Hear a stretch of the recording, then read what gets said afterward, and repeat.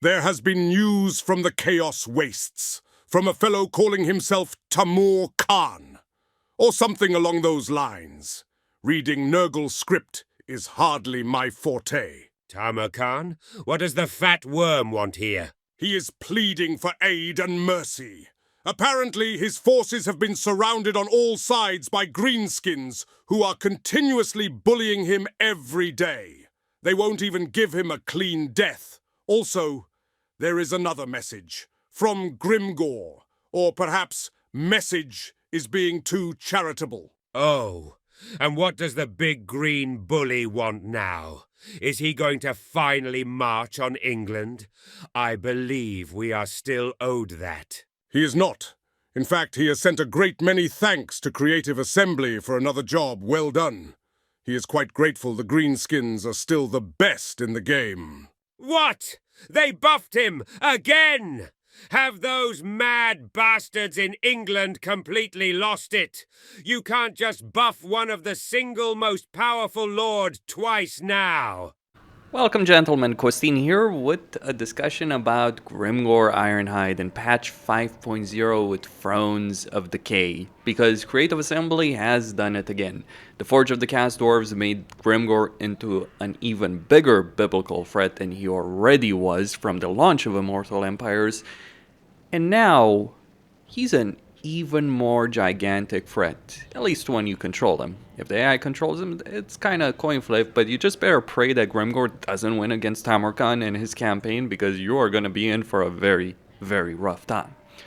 So, Grimgor is an exceptional fighter, and greenskins are one of the best races in the game. And then, of course, we got Tamur Khan over here that's in the plains of Zanbajan. Let me just put that mildly. Tamur Khan might have one powerful army. He is no match for the Wrath of Grimgor. Like over here, I'm not even using armies. I'm just literally fighting with the Atwa army and all the Black Orc big bosses. Because, as many people will know, Tamur Khan's defeat rate is increasing hero capacity and global recruitment capacity by 3 for heroes and global recruitment capacity by 1. So if I wanted to recruit a lot of troops, I can do so right now fairly quickly, because I've gotten 4 lords over here with his defeat rate. So he's got Tamur Khan, he's got Tamur Khan, he's got Tamur Khan, and he just gained Tamur Khan. I actually didn't even get it on Grimgor, because I was like, yeah, I'm just gonna get it on all these lords. So okay, that's exceptionally powerful for any campaign. For the greenskins in particular, this is even more ridiculous, because one of the things that greenskins can do is get a lot of heroes. So they can get Giant River Troll Hags at tier 3, if we look at, Saber Mountain.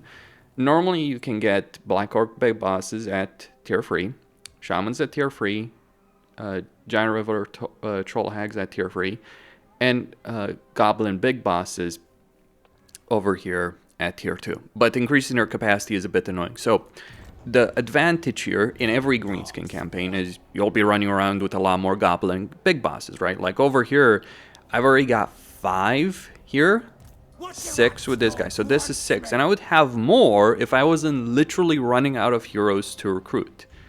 But here's the crazy part, and what sets Grimgor apart from, I'd say, the vast majority of legendary lords in the entire game. And this is not an exaggeration on my part. See, there are certain legendary lords that have the ability of recruiting heroes globally, right? That's fine. Grimgor has this ability too. He can get Black Orc big bosses in his campaign. But there is a very substantial difference between Grimgor and the other campaigns. The vast majority of times, with some exceptions that I can't really think about right now, like just a couple of exceptions, but the vast majority of times, the way this is handled is through a skill line, so a lord effect, so that when you confederate that legendary lord, you also gain that effect. Emmerich has this ability, for instance, if we want to go with that particular example. Marafi has that ability through her special skill line, not through a faction effect. This is where Grimgor is still the best legendary lord in the game by far, for all the bullshit he can pull off. Because Grimgor, and pretty much only Grimgor, like of the legendary lords in the game. Very few, a couple of others, but certainly nowhere near this level of power. For Grimgor recruiting heroes, Black Orc Big Bosses is a faction effect. Oh, suddenly things get dicey. Because it means you might be just literally farming Tamarkan over here for defeat trades while your armies are just on the other side of the world are recruiting Black Orc Big Bosses. Like, I haven't done it in this campaign. You don't need to defeat Greases, who gives a shit. But, yeah, Greases is pathetic. But it really gives you that particular advantage. So already just being able to get Goblin Big Bosses, whose chief benefit is actually the post-battle loot, because Greenskins thrive on that. So getting a lot of these together in an army is so broken. Like, understand Greenskins already can get like tens of thousands of gold for post-battle loot. Add in a bunch of make a Goblin Big Boss Doom stack, you'll be getting more money than you could conceivably spend in the entire campaign. And you might do it in a single battle, depending on settlement. Like, if I level these guys up and took them for a trip to Zarnagrun, if I took an entire stack of these guys, it will take some turns, because, right, there's only so many of them you can recruit. Like, you'll generally get, like, free heroes that you can recruit when you get the structure, and then you get, like, one per turn, right? So there is a limit to the level of bullshittery you can get with this. But here's where it gets even more interesting. Far more interesting. Because it's a faction effect, and you start with it, you can then pull off the ultimate bullshit move in the entire game. All of these characters, you can save them. It's recommended that you get them as low level as possible so you can recruit them cheaply. You can then save them, and when you start the campaign on turn freaking 1, you can load them. I don't have any characters because I already loaded the ones I have. You can load them in a new campaign. You have to wait 1 turn for effect to take place, so it's gonna take just 1 turn. But from turn freaking 2, in Grimgor's campaign, you'll be running around with 4 Black Orc Big Bosses. 4. The one you start with, the 3 others you can recruit on turn 2. And then turn 3, another lord, another trait. You'll be running 5, 6, 7, 8, 9, 10. Whatever the limit is.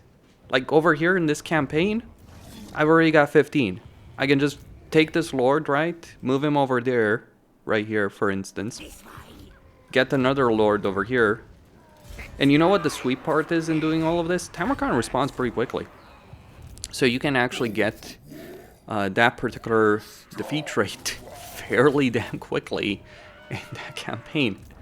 Also, all those recruitment slot benefits, you can almost always recruit goblins because, like, they can be recruited from every campaign. Like, people say Grimgor will never use goblins. Sure as shit will use in Immortal Empires. The level of bullshittery this is insanity. Like, to put it plainly, this is pure freaking insanity of the highest level.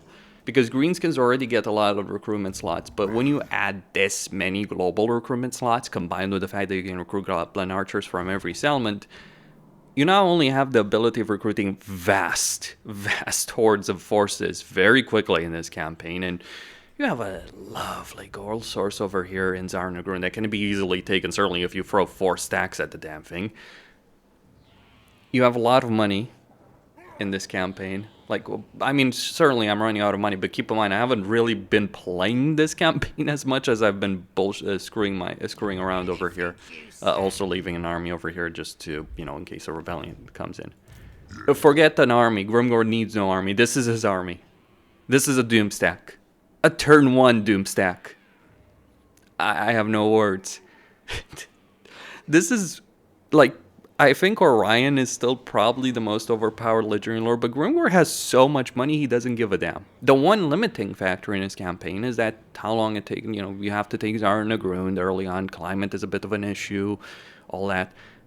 You remove the requirement of getting Grimgor to 12 to even get 3 Black Orc Big Bosses. You remove that completely. You give him a lot of recruitment slots. You give him a lot of heroes, far more so than anyone else can get from turn 1.